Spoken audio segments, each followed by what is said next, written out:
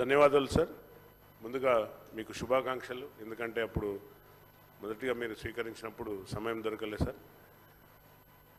అలాగే నాకు కూడా నా యొక్క నియోజకవర్గ ప్రజల తరఫు నుండి వారందరికీ ధన్యవాదాలు మీ తరఫున చెప్తున్నాను సార్. ఎందుకంటే చట్టసభలోకి రావడం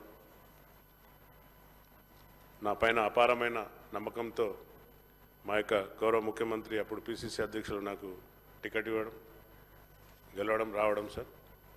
అలాగే కాన్స్టిట్యున్సీ ప్రజలు కూడా చాలా నా పైన చాలా ఆశలతో ఉన్నారు సార్.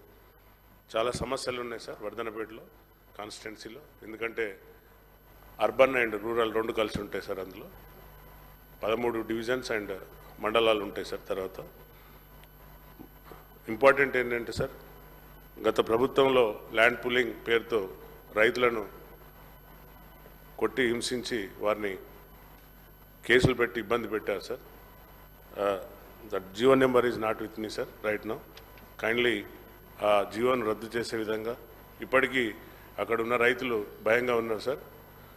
అలాగే మీ ద్వారా ఆ యొక్క కేసులను పరిశీలించి ఆ కేసులన్నింటినీ తీసివేసే విధంగా, వారికి భరోసా కల్పించే విధంగా మీ ద్వారా కోరుకుంటున్నా అధ్యక్ష. అలాగే అత్యంత ముఖ్యమైన కాకతీయ యూనివర్సిటీ నా కాన్స్టిట్యున్సీలో ఉన్నది అధ్యక్ష. అక్కడ సరైన వసతులు లేక స్టూడెంట్స్ చాలా ఇబ్బంది పడుతున్నారు, ఫ్యాకల్టీ లేక, సరైన అధ్యాపకులు లేక. కాబట్టి తక్షణమే మీ ద్వారా గౌరవ ముఖ్యమంత్రి గారికి అలాగే కన్సర్న్ అధికారులకు మంత్రివర్యులకు చెప్పి వారిని నియమించవలసిందిగా. అలాగే అధ్యక్ష, ఇంకా 31CO జీవో, ఎందుకంటే constituency it self town atmosphere ఉంటుంది కాబట్టి ఉద్యోగస్తులు చాలామంది ఉన్నారు అధ్యక్ష. 317 జీవో పైన ఇంకా ఒకసారి పరిశీలించి వారికి న్యాయం చేయాలని, అలాగే నేను పోలీస్ శాఖలో పనిచేసి ఇన్ని రోజులు వచ్చిన కాబట్టి వారు కూడా నా పైన అపారమైన నమ్మకంతో చాలా రిప్రజెంటేషన్ ఇచ్చారు అధ్యక్ష. వారి యొక్క ప్రమోషన్లు, తర్వాత పెండింగ్ బిల్స్, డిఏలు, తర్వాత ఇంక్రిమెంట్స్ చాలా ఇలాంటి పెండింగ్ ఉన్నాయి. కాబట్టి మీ ద్వారా కన్సర్న్ మినిస్టర్ గారిని వాటిని తక్షణమే చేసి, అలాగే వారికి ప్రమోషన్స్ పెండింగ్ ఉన్న అధ్యక్ష. వారు నిన్న కూడా వచ్చారు కలవడానికి, కానీ సమయం సరిపోక వారికి కల్పించలేకపోయాం అధ్యక్ష.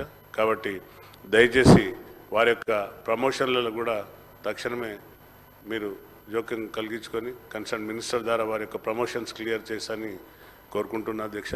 ఈ సమయం ఇచ్చినందుకు మరొకసారి మీకు హృదయపూర్వక ధన్యవాదాలు చెప్తూ ముగిస్తున్నాను అధ్యక్ష.